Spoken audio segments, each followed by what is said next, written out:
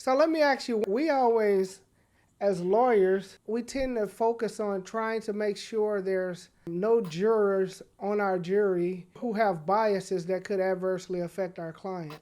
But I want to know, how do you guys deal with that? But more importantly, how do you guys deal with your own biases? Because we bring our own biases into the courtroom. I'll give a personal example.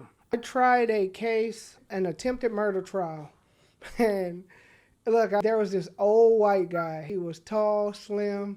He had a long beard. He had long hair.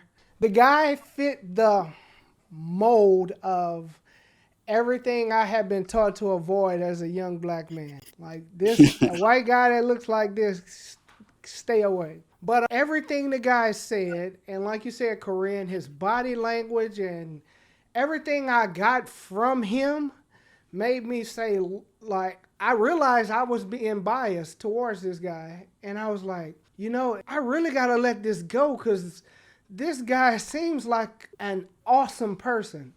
So long story short, we selected him on the jury. He ended up being the foreman on the jury. He had previously served on a jury in a death penalty case, and he had voted for death.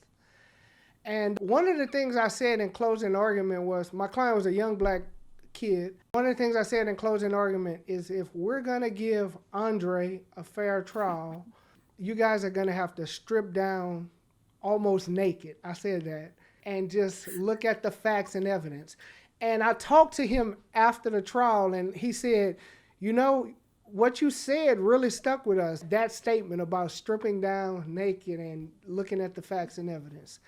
So Edward, touch on that. How do you deal with jury bias? And if, in this case, you had any of your own bias or reservations you had to kind of hold in check?